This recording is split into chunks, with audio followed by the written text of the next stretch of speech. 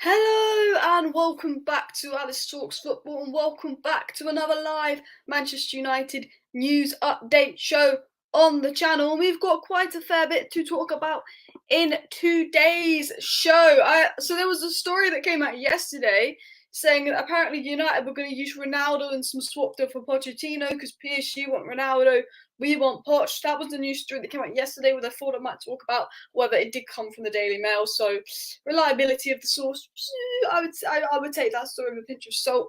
There's been some news about tomorrow's game, who's going to play, who's not going to play, so we can build our predicted lineup around who we know will be starting and won't be starting tomorrow. The Manchester Evening News have done about 1,000 stories talking of James Garner's future, the CDM. We want the next manager.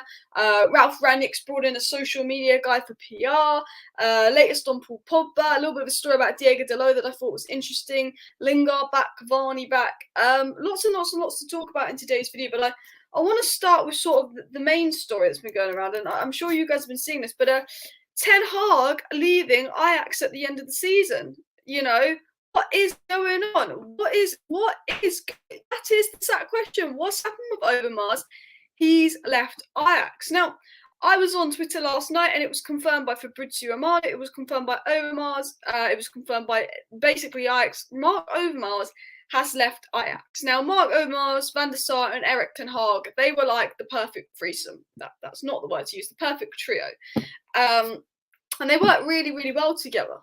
And I think those three were a big monumental part in building Ajax to the club it is, after losing De Ligt, De Jong, even Donny van de Beek.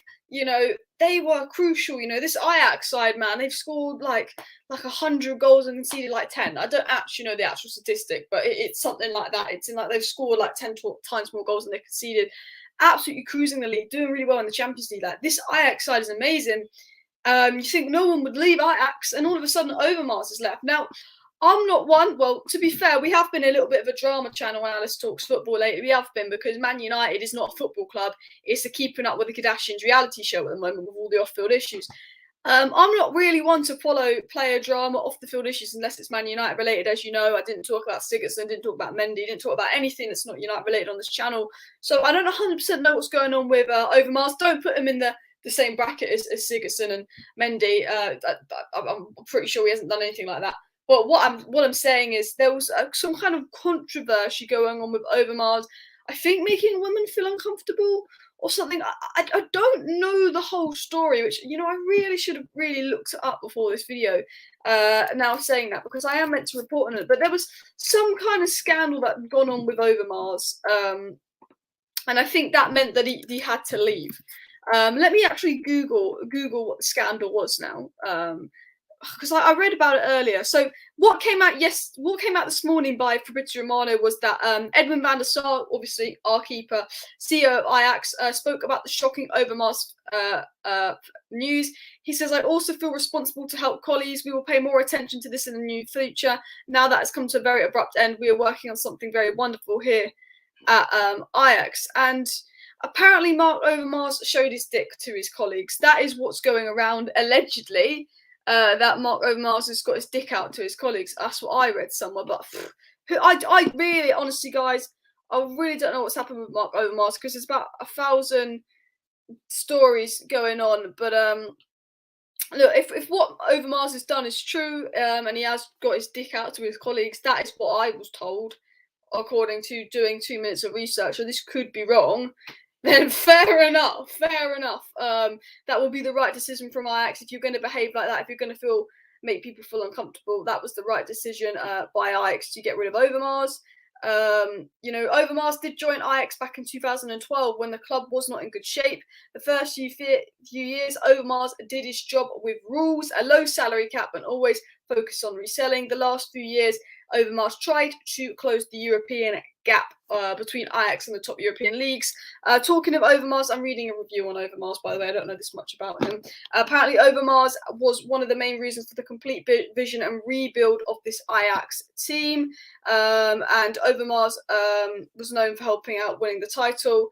Overmars leaving will probably mean Ten Hag will leave Ajax at the end of the season. The only reason he stayed in Amsterdam was Marc Overmars, who he committed 2 times before. Overmars' departure will make Ten Hag think it's time for the next step.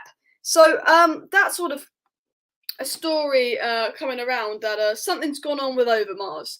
I believe this is what happened, but I've only really read about the story briefly. So apparently Overmars has been, flashing his willy around or something like that. So that is the situation with Overmars. And what is this channel turned into? We've gone from talking about Man United, talking about transfers. For the first year of this channel, it was Man United transfers, it was tactics. I did all these tactical analysis videos in the first year of this channel. And then the last couple of months on this channel, it's just been, right, Greenwood's allegedly done this. Oh, dressing room reports. Oh, Ronaldo beef. Oh, more beef. Rangnick, they want Rangnick out now. They want Ollie out now. Beef, beef, beef. Wan-Bissaka's done this. Pogba's done this. Bish, bash, bosh. I'm a drama channel, and now we're talking about Overmars getting his willy out. It's, honestly. But let's get, enough about Overmars. Big up Eddie. It is.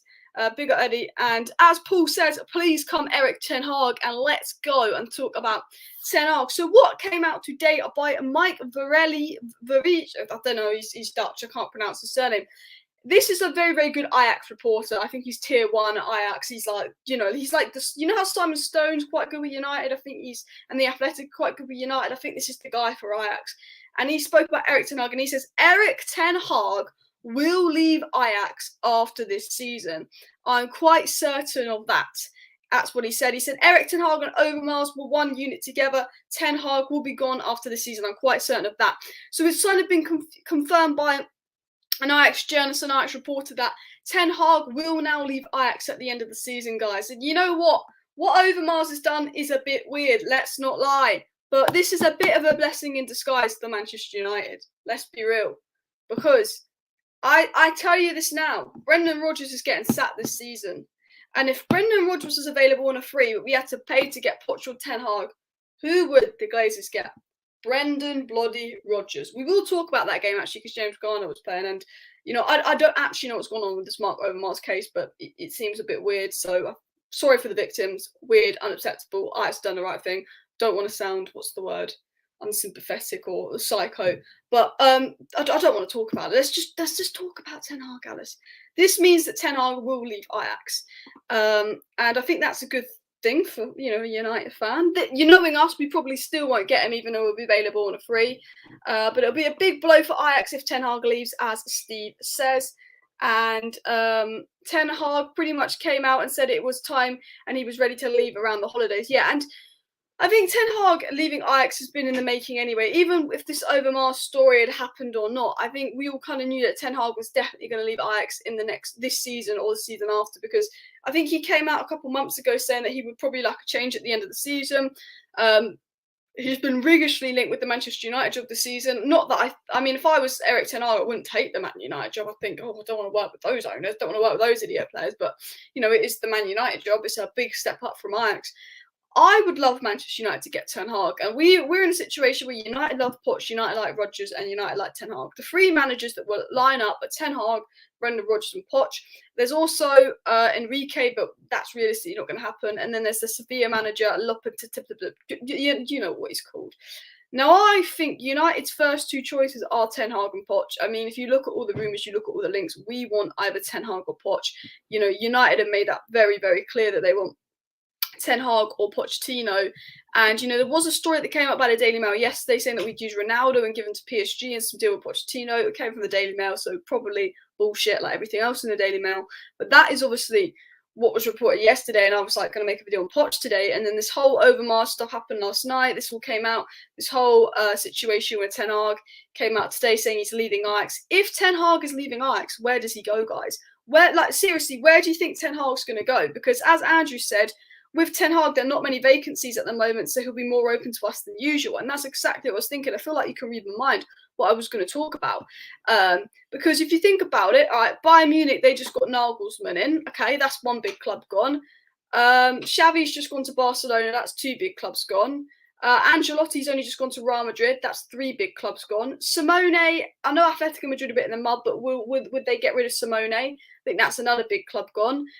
Chelsea and Tuchel, that looks all right, but I would keep an eye on Chelsea and Tuchel because it is going a bit tits up, and you know what Chelsea like with firing managers, so we'll keep an eye on that. Klopp ain't going anywhere. Pep ain't going anywhere. I don't think Arteta's going anywhere. And why would you want to go to Arsenal? Spurs have just got in Conte. So for me, you've got Man United that's available for Ten Hag. That is the only big job that's calling out for Ten Hag. Unless we get Poch and Ten Hag goes to PSG, you know. And then there's maybe Chelsea, depending on what happens with Tuchel. You know, there's no one in France. I mean, he could go to Italy, but, you know, Juventus has just splashed a load of cash. Like, when you look at all of Ten Hag's options and you look at the only team really pursuing Ten Hag, it's Man United. And you think, so Ten Hag's out of a job in the summer. Ten Hag's definitely leaving Ajax in the summer. Man United want Ten Hag, and who the fuck else is Ten Hag going to go to unless another club just goes tits up and sacks their manager?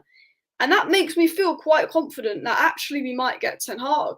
Has Ajax Ajax basically confirmed Ten Hag's coming to United next season? Because I don't think Ten Hag's the type of manager to sit out of a job for a year. He's too good. Someone's going to want him. Someone is going to want him. And for me, you know, United spoke about Ten Hag. They know the fans would like Ten Hag. We know Ralf Rangnick, who is when he goes into consultancy role, is meant to choose the next manager, and he's a big fan for Ten Hag. And we've been linked to Ten Hag for a while. For me, I go, oh, you know what? This is looking good. Like, this is looking good from a United perspective, because you know, Donny goes on loan to Everton. Donny's going to get some game time at Everton, unless he starts playing Dele Alli over Donny and thinks Donny's a 10, and oh, imagine. But we could be in a situation where, right now, let's talk about the worst case and the best case scenario at Man United, and then we'll get into live chats. The worst case scenario at Manchester United is we don't get top four, Ronaldo leaves. Cavani's leaving anyway. Martial flops at Sevilla and he wants to leave, so that's 3 players leaving, and Greenwood doesn't come back. So that's all 4 strikers, got no strikers in the club. And then you also lose Matic and you also lose Pogba, and Donny wants to go because we're not going to guarantee in game time with the next manager, meaning that we'd be left with a midfield 3 of MUFC and Bruno and a front 3 of Rashford, Sancho, ELANGA, because that's all we'd have left at the absolute club. Worst case scenario, meaning we'd have to bring in a manager, knowing Manchester United, someone like Brendan Rodgers, do this complete rebuild, probably bring in Brexit FC, get some wrong transfers and scrape top 4 the following season. That is worst case scenario. Best case scenario, okay, is Martial does really well on Sevilla alone. Donny does really, really well at Everton alone. We do get top 4. We do get Ten Hag. Donny sees we got Ten Hag. Donny stays. So instead of just losing Pogba and Matic, at least we keep Donny, so we have one creative box-to-box player. Because let's be realistic, if United lose 3 midfielders, they'll probably only sign 1 to replace them. That is how we work. So that's better. Ronaldo stays for next season because we've got top 4 Ten Hag. Maybe Pogba likes the idea of Ten Hag, and maybe we're in a situation where we don't lose too many key players. It's about finding the replacement for Greenwood and Cavani, and it's about finding maybe that CDM that we need, and then Ten Hag's here and bish bash bosh. Best case scenario. However, with Ten Hag to Man United, as much as I like the idea of Ten Hag to Man United, you know, I do very much like Ten Hag. You have to remember, you know, if we really want Ten Hag, we need to be bringing in Overmars and Van der Sar really to make it work, because I think Ten Hag, brilliant manager, what he's done at Ajax is brilliant, but, you know, Van der Sar and Overmars have played a big part in that. And, you know, unless the board are willing to back Ten Hag, unless we're willing to give Rangnick the consultancy role, responsibilities that he should be given, and actually let Rangnick make decisions, then maybe. But I do still, as much as I'd like Ten Hag, will he succeed with the United board? Because Mourinho, fantastic manager, didn't succeed. Louis van Gaal, fantastic manager, has not succeeded with the United board. David Moyes, you know, doing a good job at West Ham, has not succeeded with the Man United board. You know, Ralf Rangnick wanted Herrera and Alvarez in the January, and they just ignored him. And you know, even if we're getting a new manager in the summer, and there's no point buying someone now because we're going to get someone else in the summer, blah blah blah. You know, Ralf Rangnick's role is to help you with transfers come the summer, so why not listen to him in January? And what I hope is the best case scenario is that we get Ten Hag and the board actually go, you know what, Ralf Rangnick, you're going to do the footprint responsibility of this job, and we'll leave the business side to Arnold, and then we get someone like Van der Sar and we'll get someone good in to help with that whole situation, and we actually put a good system around Ten Hag, because Klopp is a good manager. Okay, Klopp is a world-class manager, but he's also got a world-class system around him and coaches. Pep Guardiola, world-class manager, but he's got a good system around him, an ambitious board who buy the right players for him, who get the coaches he wants, and he succeeds. United have brought in all these good managers, we've brought in all these good players, but one thing that hasn't been consistent since Sir Alex left is we haven't had a good board that have made the right decisions and brought the manager exactly what and who they need to implement a team.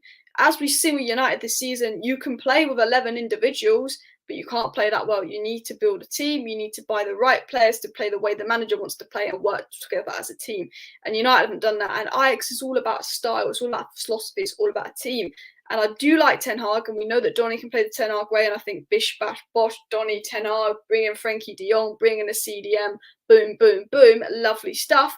You know, you still got, let's say that happens, you've still got to make sure the board are going to consistently back Ten Hag for 3 years. They're going to work with Ten Hag, sell and buy who he wants, get the coaches that he wants, and actually stick with him for 3 years, because it would be a building process to, you know, have for this long-term goal, because he's a young manager that's played this exciting way, and it'd be absolutely amazing. But if you follow what United have done in the last 10 years, I can't trust Man United to actually give Ten Hag the facilities that he would need to build something special. MRO said there's no point bringing in Ten Hag or anyone in with the attackers missing absolute sitters. And you know what? I tell you what, Ten Hag, he scores a lot of goals, and he'll be doing some finishing training with those players.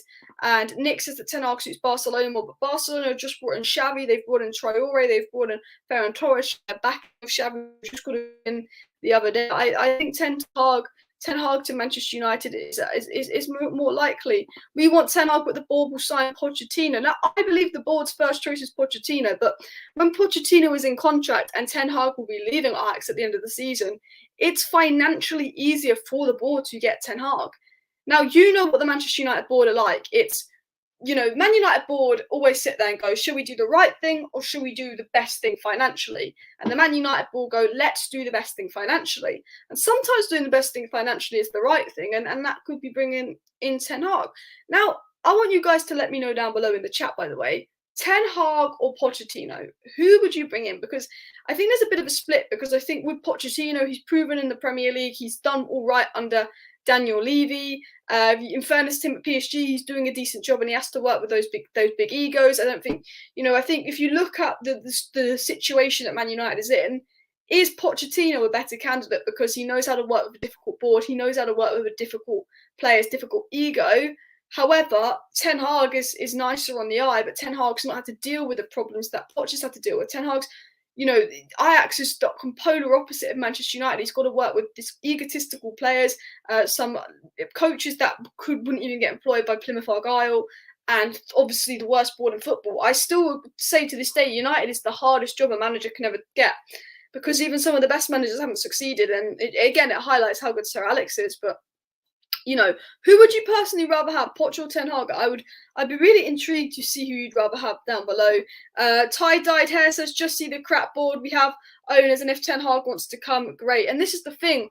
Will Ten Hag want to come to Manchester United? Now, I think Ten Hag would come to Manchester United, and the reason I'm quite confident Ten Hag will come to Manchester United is because I think when it was back in November and the Ollie sacking was around the corner, and I think we just sacked Ollie and the Ralf Rangnick rumours were heating up, we were linked to Ten Hag, and I believe Ten Hag made a comment around the time he was linked to United saying that he won't be at Ajax forever, or he's going to stay at Ajax at the end of the season, then they'll see. It was something like that.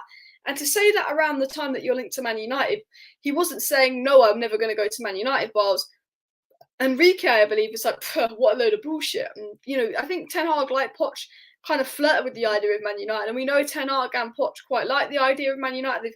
They've kind of flirted with it. They actually feel, despite our board being awful, if Ten Hag leaves this summer, you know, who's going to be calling for a Man United? And that's about it. There's no big club right now looking for a manager other than Man United. And he has flirted with Man United. And I feel, unless, you know, the board go and sign Brendan Rodgers because he gets sacked, and, you know, that I wouldn't put that past the board. If Brendan Rodgers and Ten Hag are available on a free and we get Brendan Rodgers, I would not put that past the board. But I do feel now, hearing that Ten Hag will leave Ajax at the end of the season, actually quite confident that Man United might get Ten Hag. Like, I don't know. Like, it makes me feel, oh, you know what? This could happen. He will go to Dortmund. I don't think he'll go to Dortmund, considering he did work at Bayern, and maybe there's a bit of loyalty there.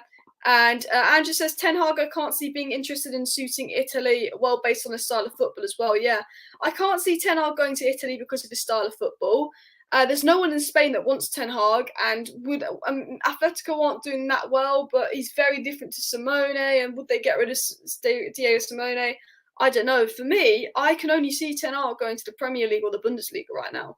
I think Ten Hag would go to PSG if we got Poch, but like the way I see it is, I think Ten Hag's got United, Chelsea, or Bayern written all over him, and Bayern have just got Nagelsmann. Like the way I see it, Ten Hag gives me United, Chelsea energy. United, do you get what I'm saying? I do feel quite like I'm obviously not a journalist or anything. I don't know shit, guys. I'm gonna be honest with you. I just read all my crap off Twitter and waffle on the stream for an hour, and you watch it.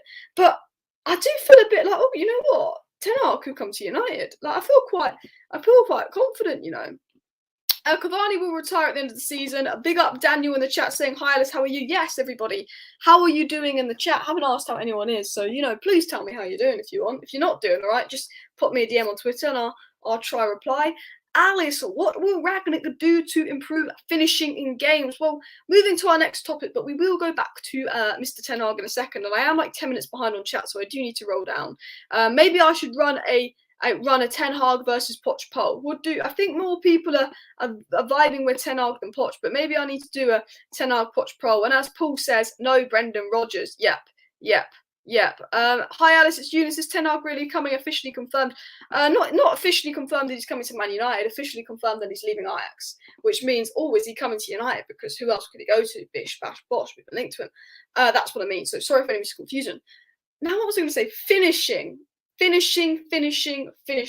Some boys know how to finish very quick, but Manchester United, they don't know how to finish at all. Our boys do not know how to finish, because I tell you what, we could have been 5, 6, 7-0 up versus Middlesbrough. I tell you that now. We could have won that game 6-1. What did we do? We got knocked out the FA Cup at home to Middlesbrough, the team that you think were a basketball team with that decision made. We put our strongest lineup. It was embarrassing. But do you know what the worst part was? We did not deserve to lose that game. Maybe it's karma for all the jammy wins we've got out of pot luck and individual brilliance. I don't know. But my God, we couldn't hit barn door. Bruno, open goal, post, bar, missed penalty, all of that. And actually, I want to throw this out before I even get into the finishing. And apparently Man United were working on their finishing in training today, actually. I read somewhere, was it the Manchester Evening News saying that United were doing finishing drills? I can't remember. I did read that somewhere. But I want to say something. I keep seeing this video clip of when ELANGA misses the penalty, Ronaldo coming up to him and saying it was my fault, And I think if there was a player to blame that game, Ronaldo was the worst player. I don't like giving players individual blame. I don't know. But I like how Ronaldo immediately acknowledged ELANGA and literally said, ELANGA, I missed the penalty as well. It's not your fault, blah, blah, blah. Very, very reassuring, because we live in a sad society where as soon as ELANGA misses that penalty, what realistically, what's the first thought that comes in your head when ELANGA misses that penalty? Okay, the poor lad's going to get racial abuse. Like, that is the world of football this day. That's the first thing you think.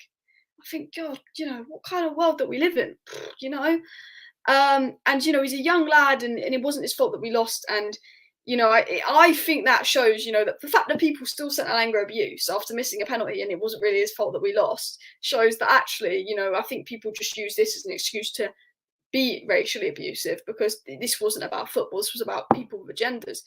And I have to say, it really, really frustrates me that people were sending ELANGA abuse. And I would say big up, I'm waffling now, but I would say big up Ronaldo for protecting ELANGA, because it wasn't his fault. And I want to say, guys, who would you start tomorrow, realistically, ELANGA or Rashford? Because there's a small part of me that believes that he could start ELANGA for a bit of a confidence boost. He's a bit low and he says, I still believe in you, it's not your fault, a bit of a confidence boost. Who would you start, ELANGA or Rashford? Especially because Rashford hasn't been amazing. We have got a super chat by SPD. Thanks for the super chat, SPD. Nothing will change even if we bring in the best possible manager in the world. As long as the Glazers remain at United, the club will only deteriorate. And you know what, SDP, big up for the super chat. But you know what, you are right with that.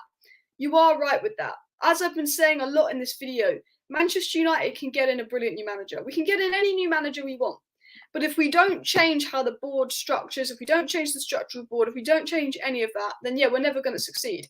We could bring in prime Sir Alex Ferguson again, but if the board aren't going to listen to him, if the board are going to treat Sir Alex Ferguson how they're treating Ralf Rangnick, how the fuck do they expect us to be where we want to be? Because Do you know what? Do you know what I think is crazy? And I spoke about this in yesterday's video. I think this is absolutely crazy, but the board, without informing Ralf Rangnick, told Jesse Lingard he can go on leave. So even though Ralf Rangnick needed Jesse Lingard because he was thin on players, and Ralf Rangnick said that Lingard could leave, but the board messed it up for Lingard, not Ralf Rangnick. The board still finds a way to punish Ralf Rangnick for their own bad decisions by saying, yeah, Lingard, you just had 2 weeks off, but have another 5 days off.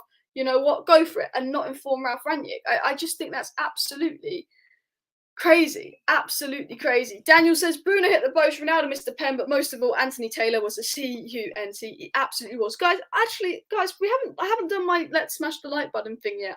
If you think Anthony Taylor is an absolute see you next Tuesday, smash a like on the video, because I tell you what, man should be a basketball referee. He really, really should. He really, really should. Steve says that we should be beating Middlesbrough at the same time, but you can't win every game. No one does. But if you're going to lose, it shouldn't be. It should be to a harder team than Middlesbrough. That's the difference. Exactly. Guys, we're on 100 likes, so please do keep smashing that like button as well. But let me know down below in the chat, everybody joining, Poch or Ten Hag, because this Ten Hag news, I think Poch is Man United's first choice, but this Ten Hag news might make it easier for Man United to get a Ten Hag and all of that. So keep smashing the like button and all of that. ELANGA, I hope ELANGA starts the next match. ELANGA over Rashford. I'm glad that ELANGA's getting the support and backing he needs. Everyone misses a penalty in their career. Talking of missing penalties, well, he didn't miss, but Mo Salah, who watched AFCON yesterday, I'm not going to lie, I tried to watch AFCON and I couldn't get into it because every freaking game I watched was bloody nil. I mean, where were the goals in that tournament? I don't know. But obviously the Mane Salah final, obviously I kept an eye on it. I was on my phone for most of it, but there's this whole controversy. Should your best penalty taker be fifth? Because Salah didn't even take a penalty. Now, you know what? As a United fan, it's sad for Salah. He's a good player. But you know what? When we lost the Europa League final, them Liverpool fans everywhere, Bruno crying picture, Bruno crying picture, Bruno crying picture, absolutely everywhere. So I just, you know what, Salah, you can cry. I sound like a psycho. I don't know if anyone felt the same. You're like, you know what, I do feel bad for Salah, but I don't feel bad for the Liverpool fans that bullied Bruno for crying. So, you know what,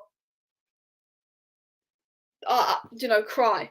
But do you think you should put your best penalty taker fifth? Just, going off a bit off topic. Interesting to see what you guys would do. A lot of people saying ELANGA, Ronaldo, Sancho. I think a lot of people would rather ELANGA play than Rashford. I am going to get into my predicted lineup and lineup predictions on the screen in a second, but do let me know ELANGA or Rashford tomorrow. Ten Hag the man. ELANGA 10 out of 10. Definitely. And Rashi is better off the bench late in his form, is still shaky. I'd start ELANGA, especially to boost his confidence. And I agree with Andrew here. I actually, I think Rashford's a good player. I feel a bit bad for Rashford actually, because we're in this is how much the Man United fan base alternates. Last week, we're talking about how, look what Rashford's done compared to look what Greenwood's done. We should all be looking up to Rashford, blah, blah, blah. Last week, everyone's sucking off Rashford and using him as an example to kind of shame Greenwood. And then this week, everyone's having a go at Rashford for being a good person off the pitch, calling him a PR merchant. I'm like, poor Rashford can't win. He can't win. And I feel a bit bad, yeah, Rashford went on Twitter, get your head up, ELANGA. It's a bit funny, but Rashford is really a good man off the pitch, and yeah, PR, you can say that and all of that, but I don't really understand why everyone's hating on Rashford for his PR. Yeah, he hasn't been amazing, but he's not been as bad as people make out. He's just a good player out of form. Rashford isn't finished. His career isn't over. He's a good player in bad form. Form is temporary, class is permanent. I say that now. And I feel a bit sorry that Rashford's getting all this abuse, but I would say, going back to Andrew's point, Marcus Rashford, I believe, is an impact player. Now, I saw people say this a couple months ago, and I wasn't sure, because I was like, okay, he did come off the bench that time versus RB Leipzig, and Marcus Rashford scored a hat-trick. The thing about Marcus Rashford is, what is Marcus Rashford's best attribute? His pace, his ability to run in behind. He's absolutely lethal. And I go, well, you know what? Tiring defenders Rashford's pace, Rashford's energy, he's going to cause him a lot of trouble. I actually believe that, you know what, if I went into this game, I'd probably start ELANGA on the left, Sancho on the right, and Big Ronnie up top. because I actually believe that Marcus Rashford could be a super sub. I think he is an impact player, and I still think he's good enough to play for Man United. I think he's good enough to start for Man United. I just think he's in bad form. I'm not one of the Man United fans that doesn't rate Rashford at all. I actually do rate Rashford.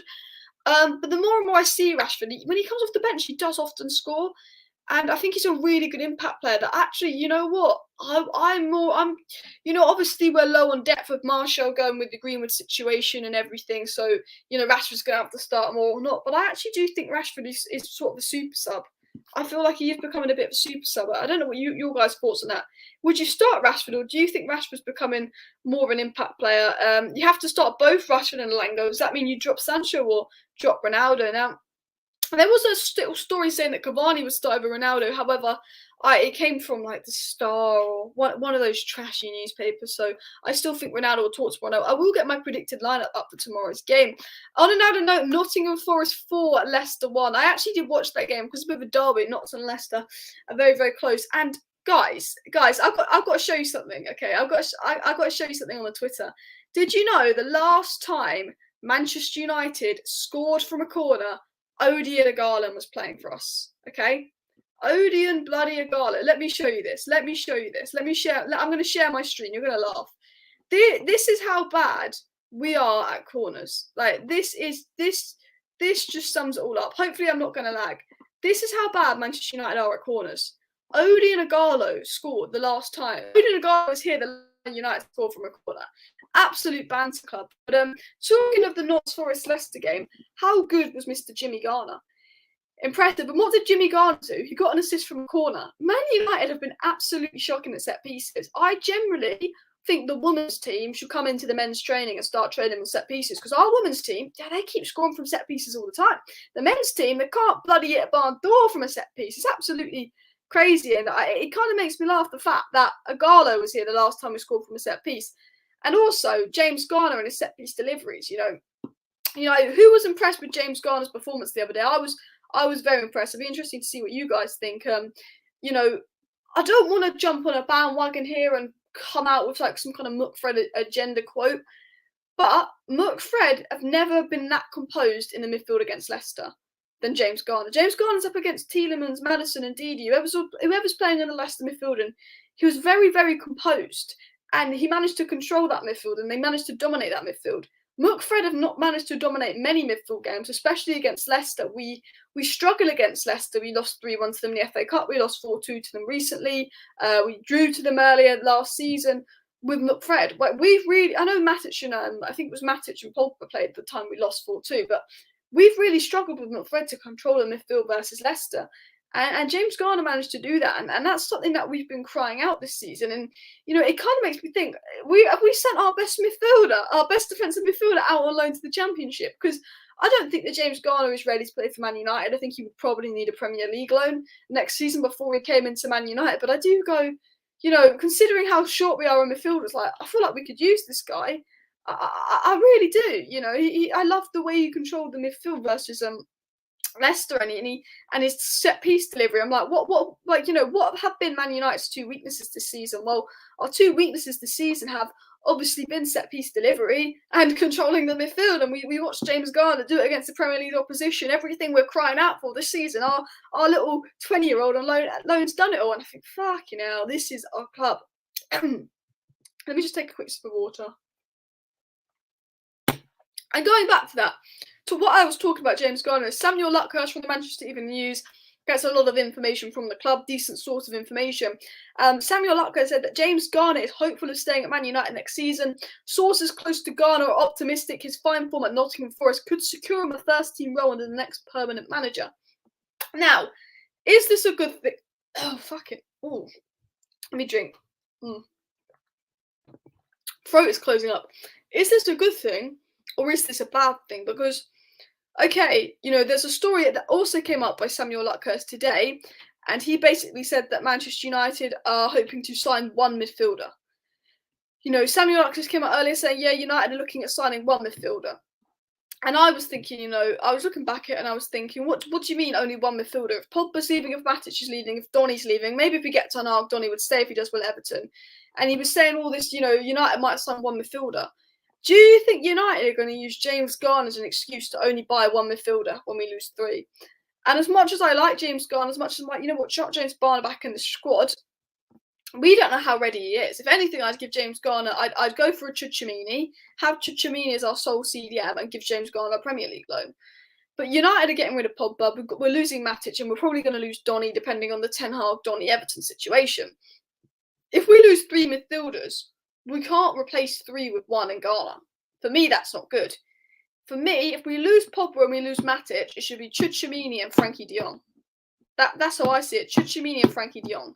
If we can get de Jong, let's say we get Ten Hag in, because then you've got Bruno, de Jong, Donny, for example, or Tchouaméni, Donny, Bruno, Tchouaméni, de Jong, Bruno. Then you've got a good midfield. But now all this James Garner stuff's coming out. Apparently, United are only going to sign 1 midfielder in the summer. Now, we all knew we were going to sign 1 midfielder, but we thought with Pogba going, at least we'd find a Pogba replacement as well. So would you, I want to know your thoughts on this. Would you be like, you know what, James Garner and a top CDM? Or would you be like, chuck James Garner out on a Premier League loan and get a Pogba replacement and a top CDM? Or would you be willing to take the risk on James Garner? Because personally, myself, I like James Garner, and I think he has what we're crying out for, but I wouldn't want to take the risk on him. Thank you, Nick Halil, for the super chat, by the way. Why don't we call out Giggs Ronaldo? There's more than enough proof. We all okay being convenient in our selective morality backbones and club first. I'm assuming you're talking about cases against Giggs and Ronaldo. Giggs no longer plays for Manchester United and Ronaldo wasn't found guilty, so that's why we don't call it out. We don't know all the facts.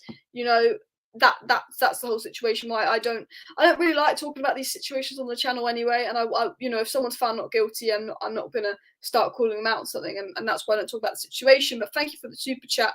But I really do like James Garner, but I don't want us using James Garner as an excuse not to buy the right midfielder or right CDM, and I don't know how you guys think about that as well. As Andrew says, Garner's passing ability is levels ahead of McFred, especially his variety in decision making, and that's what I noticed against Nottingham Forest, was that his decision making was just a lot better, and his passing was a lot better, and I think that's what we needed.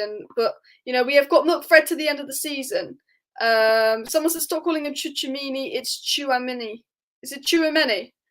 The thing is, when I was calling him Tchouaméni, I got told it's Tchouaméni, so I don't know what to call him because I keep getting told I'm calling it wrong because I don't know how to pronounce his bloody name. And Frankie de Jong and a solid CDM would be the ideal sign for you guys. My dream is Ten Hag, Donny stays, Tchouaméni, however I meant to say his name, and Frankie de Jong. That would be like lovely stuff. And then I would have said Alvarez, but he's gone to fucking Manchester City, of course. Lex says, Alice, would you be okay with Greenwood returning to Manchester United after all the stupid shit he did, for example, not playing in a group and not being selfish and all of that? Well, look, again, it's all allegations for Greenwood. The situation with Greenwood, he's on bail. He's either going to be found guilty, not guilty, or there won't be enough evidence to charge. And honestly, after what I've seen, I feel that he's guilty, but we don't know the facts. What I've seen, I wouldn't feel quite right if he played for United again.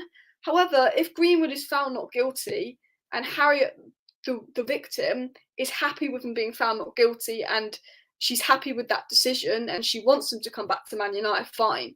But only if the victim feels happy about a verdict of him being found not guilty would I allow him back. If that makes sense. Do you know what I mean? And all of that. Would you take a risk on? Wouldn't take a risk on James Garner, says Scratchy. And Scott can only smash it. Garner can chip smart through balls, crosses, and keep playing ticking. Yeah, Garner's a lot better passer than Scott McTominay. The thing about Garner is, and this is the big question about Garner, is he ready to hold as a CDM on his own? Because we ideally wanted this season almost like a Declan Rice or a top CDM to play, and then we could have Pogba and Bruno as 2-8s. What Ralf Rangnick wants as a CDM of Pogba and Bruno is 2-8s and a 4-3-3. That's what we want. But McTominay doesn't allow us to do that. Fred doesn't really allow us to do that, and Matic can allow us to do that, but not consistently, not reliable. It depends on Matic's legs. Can James Garner allow us to do that? And at this point in time, I think no. I think he can play in a midfield pivot, but I don't think he can play as a sole CDM. I think he still isn't developed into that kind of player. And the thing is with James Garner is I think he just needs a Premier League loan. I think he needs a Premier League loan. Would you want to sign Camavinga? I would have taken Camavinga in the summer, but obviously we didn't sign it. And why United are not signing players when it's most needed? I mean, look, going back to the summer, why didn't we sign a player in the summer, guys? I could not tell you. Not summer, in January. Why am I saying summer? I'm shocked that we didn't sign a player in January, but I'm also not shocked because it's Manchester United. I know what the club is like, but we really should have thought about signing a player. Guys, by the way, we're only 4 subscribers away from 29k. So if you're watching right now and you're not subscribed to Alice Talks Football, like, what are you doing, man? I'm 4 subscribers away from 29k. So please do smash the subscribe button on the video if you have not subscribed. 4 more of you guys need to smash that subscribe button and I hit 29k. I'm sure there's 4 of you not watching. And yeah, it's a sad situation at Manchester United because, you know, we should have really signed someone in January. And I've said it 1,000 times. We've come out of January weaker than we came into January. You know, we've come out the transfer window a lot weaker. James Garner seems solid at Forest.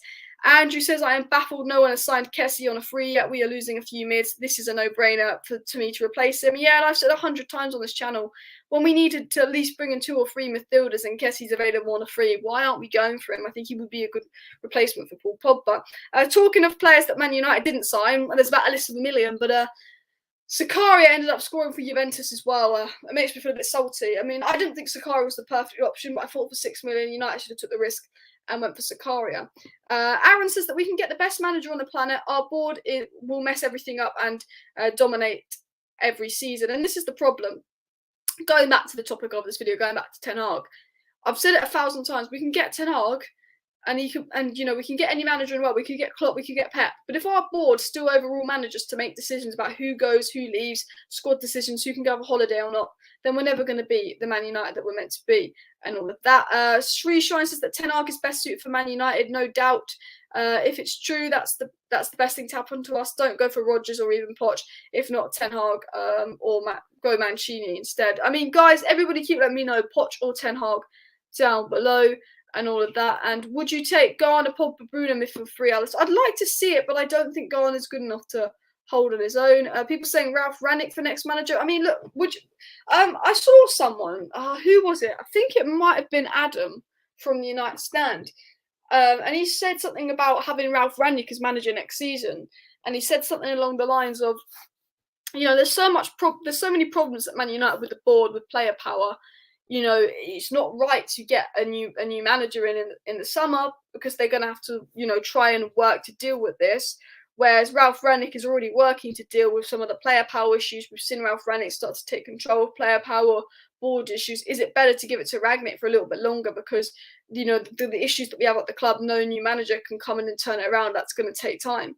You know, would you have Ralf Rangnick to the end of the season and all of that? You know, what's your thoughts on that? Big up for people subscribing. We must be 2 or 3 subscribers away from 29k. The goal is to hit 30,000 subscribers by the end of February. Do you guys think we can hit 30,000 subscribers by the end of February? Because we've now just hit 29,000 subscribers.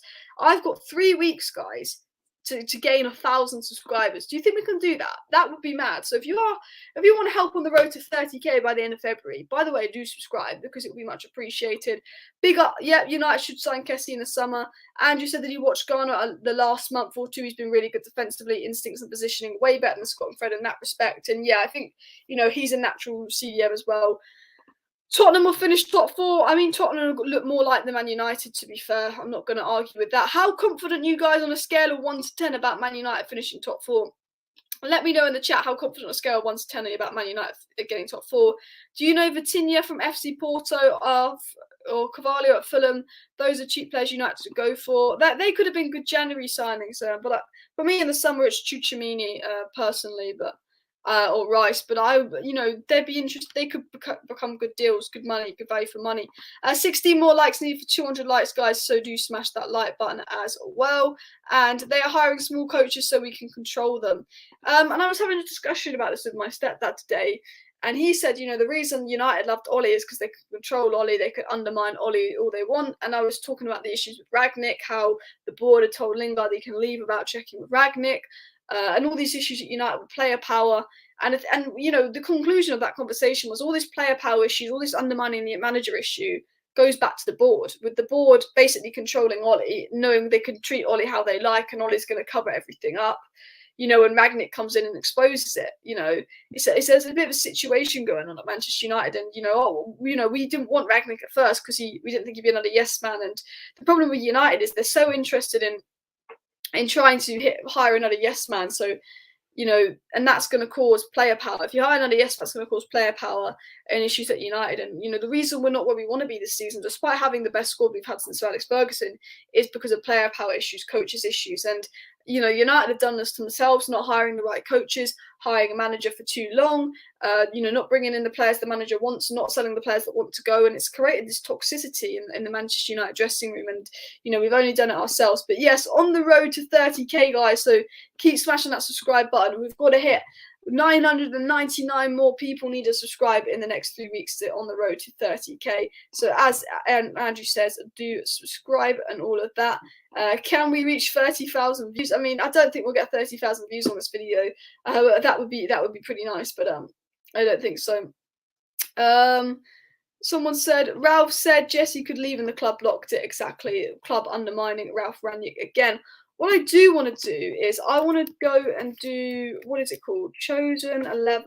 We're going to go in because this is a match preview, and I'm going to give you the lineup that I believe we're going to play tomorrow. So we've been told, by the way, guys, going through the game tomorrow, we are playing Burnley tomorrow at 8 p.m. By the way, guys, I will be doing a watch along for Manchester United versus Burnley tomorrow at 8 p.m. So if you're not subscribed, please do make sure you subscribe, because in my watch alongs I interact a lot with the live chat and talk to you guys, and we sort of discuss the game while watching it together. So if you want to sort of get involved in my watch alongs, talk to me about the games, the Man United games, do subscribe, because I will be live at 7:45 tomorrow for United versus Burnley. But going into the Manchester United versus Burnley game, obviously talking about how we're going to play. So we know that the fullbacks will be Delo and Luke Shaw, which are probably our two best fullbacks, and we know that Tellers is out. And Delo, I mean, I got a really interesting news article to read about Delo that I will do after I get into this lineup, about how he's really worked on this game at AC Milan. But I think right now I do like Wan-Bissaka, but Delo for me is our best centre-back. Varane has been cleared fit to play by Ralf Rangnick, and with Lindelof and Bailly still unavailable, it will be Maguire and Varane at the back. And I would put £100 on this being our back five. I think very obvious. Now, Matic could play, but realistically, it is going to be McTominay, Pogba, Bruno. There's no Fred. I mean, we could do Pogba on the left. Maybe put Matic and McTominay in the middle with Bruno. But I get the impression it will be this team with Ronaldo up top, Sancho on the right, and I actually think ELANGA is going to play on the left for confidence. I actually think Rashford's going to go back to the bench and be an impact player. I believe this is actually the lineup that I kind of expect to see for Manchester United tomorrow. Do let me know your predicted lineup for tomorrow's game, but I wouldn't be shocked if we saw something like this, guys, if I'm going to be honest with you. We could see Pogba on the left, and then it'd be McTominay and Matic in the middle, but then we'd have no midfielders to bring off the bench because of Fred being out, and if a midfielder got injured, you bring Lingard on as CDM, and I guess you can move Pogba back, bring a winger on, but I wouldn't be shocked if we saw this lineup tomorrow. We might see Rashford. He might go with an unchanged lineup, because I know we didn't win, but we did play quite well. But there's a small part of me that feels quite confident that ELANGA is going to be given some minutes as well. Frank Kessie will probably be signed by someone in the summer. He's a beast of a CDM. Imagine. So this is obviously the lineup that we're talking about for tomorrow's game. But let's talk about the lineup potentially for next season. So this is the lineup for tomorrow's game. I just pressed the button I didn't mean to press. So this is probably the lineup for tomorrow's game. But let's actually think about it. Let's talk about next season. Let's say Ten Hag comes in, bish, bash, bosh. Lindelof, I think, is more suited to Ten Hag's style of play than Varane. So Ten Hag comes in, he gets Lindelof, okay? Let's say Ten Hag gets a CDM. Let's say we sign Hadera. I think that's the most realistic. Ten Hag gets a CDM. Let's say Donny stays, because obviously Ten Hag comes in, and that just makes sense. Ten Hag, he plays it. Ten Hag's sort of style of play though is a bit more like, he does kind of a 4-3-3, but Ten Hag kind of plays more like this, doesn't he? If Ten Hag came to United, he would probably do something more like this. This would be something that this would be like Ten Hag's United lineup, and I think, if Greenwood came back, I think Greenwood would be suiting his system more, but I don't think that's the case. But we could actually see, if Ronaldo leaves, we could see a lineup like this under Ten Hag. And how would you feel about something like that by the way, next season under Ten Hag. How would you feel about something like that?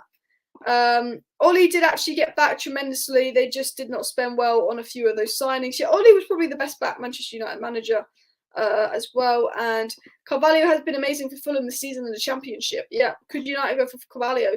But going back to my lineup, I think that's something we would see under Ten Hag. People saying, wonder if Ollie will return to coaching. Possibly. Ollie actually has been in Manchester lately because Ollie's daughter, Kana Solskjaer, I believe that's her name, actually made her debut for the women's team very recently. And so Ollie was there about last Sunday as well.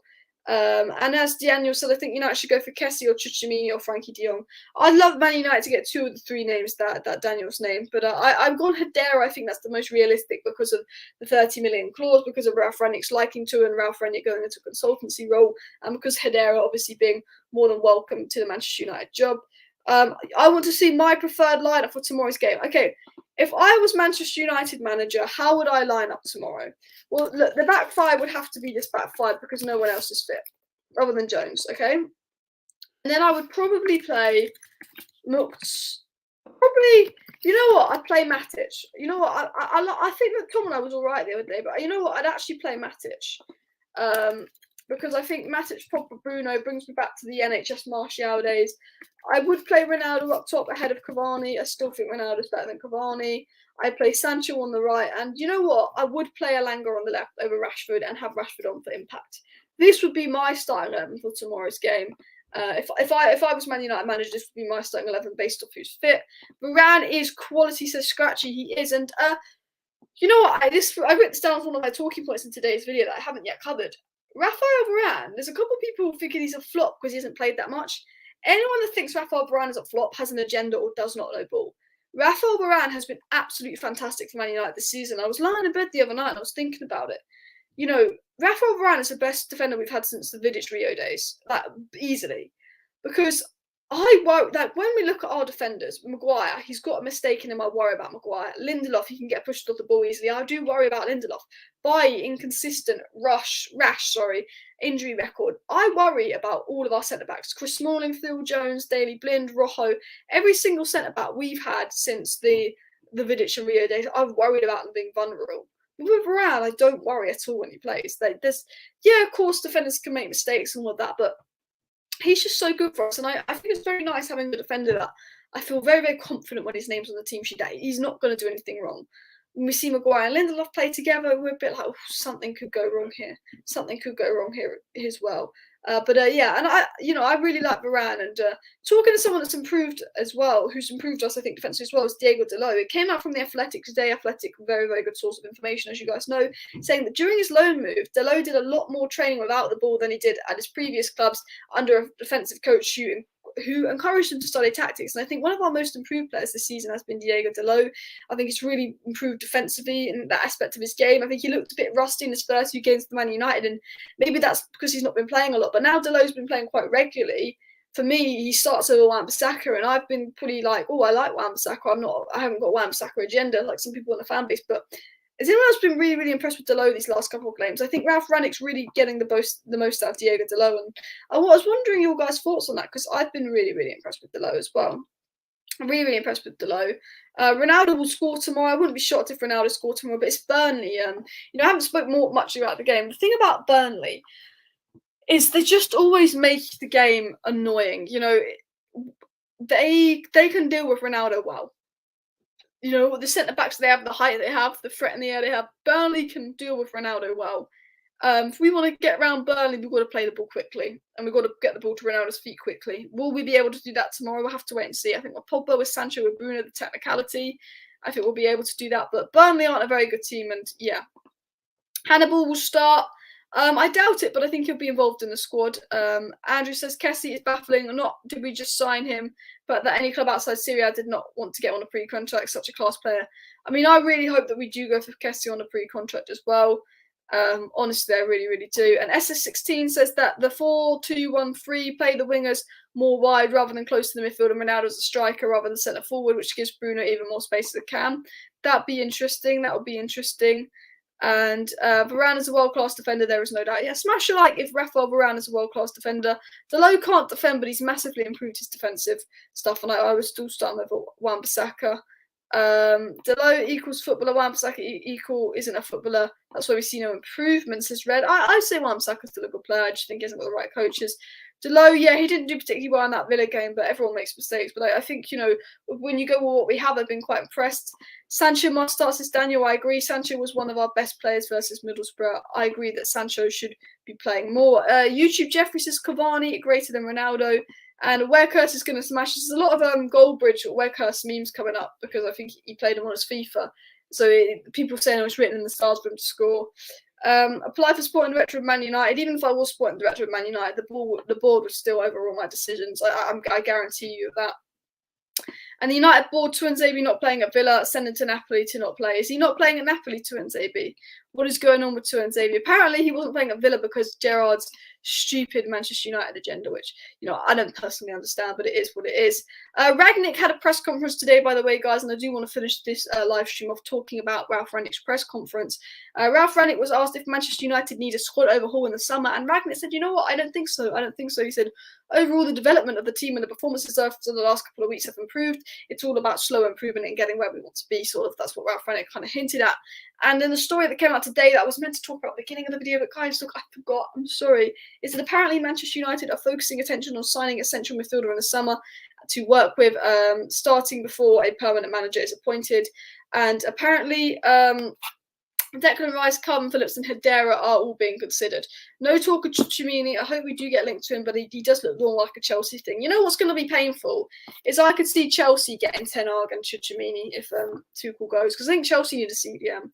But then I still think Chelsea will get Declan Rice. I think Declan Rice wants Chelsea as well. But guys, I am going to wrap up the live stream in a second, so do make sure to get any last minute comments in down below. And I want to tell you guys, if you are watching right now and you're not subscribed, first of all, please do subscribe because we want to hit 30k. We really, really want to hit 30k by the end of February, and we're 993 subscribers away from 30k. So everyone that subscribes gets me closer and closer and closer to that goal. But also, on another note, on another thing, I will be live tomorrow doing a watch along. This time tomorrow, I will actually be live doing a watch along to Manchester United versus Burnley. Hopefully, the 3 points to Manchester United, because Burnley can be a bit of a bogey team for Man United, can't it? It can be a massive bogey team for Man United. So make sure you subscribe for that.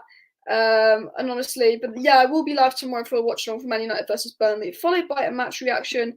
Andrew says Chouamini is not looking likely. A lot of big clubs want him. Yeah, I mean, look, he's so good. Like, if we signed him, I'd absolutely love it, but he's just so good. The game starts 8 p.m. UK time tomorrow. So this time tomorrow, 24 hours time and 3 minutes. So 24 hours and 2 minutes time, the game will kick off, by the way. For Manchester United game. And Rice wants to leave West Ham. There has been a story about Rice wanting to leave West Ham, sort of coming out lately, but I think with Rice, it's still going to be hard for him, because when West Ham price him £100 million, no one really wants to spend that kind of money. Man City don't need him. They've got Rodri, so it's United, it's Chelsea. Will one of them spend those monies when there's, in a sense, Declan Rice is a fantastic player. I think if Declan Rice was £50 million, he'd be my first choice. But better value for money players out there, definitely.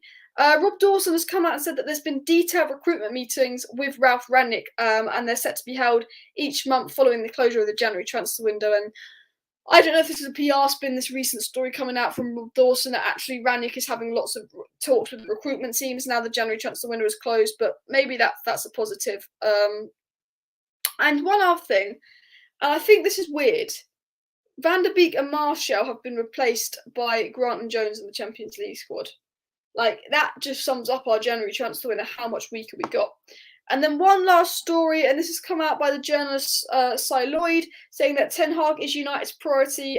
He's been told that by a couple of people who definitely know more than he does, and he wouldn't put it past United abandoning this if Poch is easier to get. But apparently United have actually put Ten Hag as their number one priority, and this has come out just after the Ten Hag will be leaving thingy-majiggy story.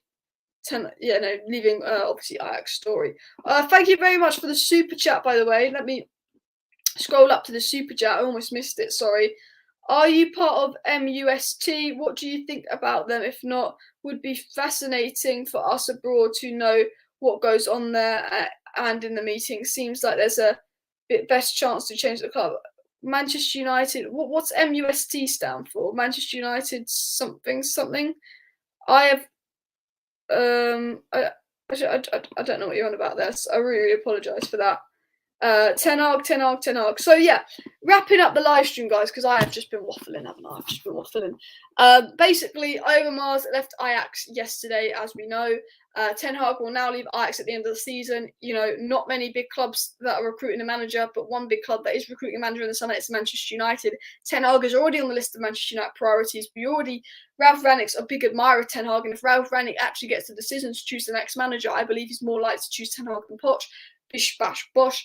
Could Ten Hag be Manchester United's next manager? Has Ajax confirming that Ten Hag will leave almost confirmed Ten Hag to Manchester United? I am not part of the Supporters Trust. I am not part of Supporters Trust. And United should loan some players to Birmingham, showing Bellingham they want to sign. I mean, I'd love us to get Jude Bellingham, but he's not going to come to United because Jude Bellingham will do what's best for his career, and he knows that there's a lack of sustainability at Manchester United. You know, and this is the thing, if I didn't support Man United, as big as a club as we are, if I'm a young footballer thinking about what's best for my career, I wouldn't put United near the top of the list because there is just a lack of sustainability higher up in the squad that I think United would be quite low down my list if I really had to think, well, what team would I want to play for? You know, I think that's the sad truth about United, but you know, it is what it is. But yes, guys, please keep smashing the like button and all of that. Someone said the MUST stands for the Man United shit team. That did make me laugh. And I do rate Rashford. I don't rate his dribbling and mentality. I rate Rashford's mentality. I don't rate his decision making. And Bellingham's younger brother's doing well at Birmingham as well. He's called like Job, isn't he? We should go get Job. And Werner has said that signing Rice would be the same mistake as signing Maguire, but I'm sure United's board are stupid enough for a move for this. I agree. I think Rice is a good signing. It's £50 million, but I think it's £100 million. There's all the pressure. And I think, you know, when you need so many other positions, it would be a higher price of money. And if Ten Hag comes, most of the role players will be gone next season, which is probably a good thing because I do think we need to clear out. But yes, guys, thank you very much for watching today's video. I am going to wrap up the live stream here. This time tomorrow, I'm going to be live for the Manchester United versus Burnley watch along. So make sure you subscribe to the channel if you're not subscribed. Look, I apologise if you put in a live chat and I didn't read out any of your live chats. We had a few live chats today, couldn't obviously read them all. But any questions you want to ask me that I didn't answer in today's video, just comment them in tomorrow's live stream and I'll try comment it and interact with as many live chats tomorrow in my watch along tomorrow. We'll be back at 7:45 PM UK time tomorrow for the Man United versus Burnley watch along, followed by a match reaction. So smash a like. Thank you everyone for tuning in. Big up everyone in the chat. See you next time.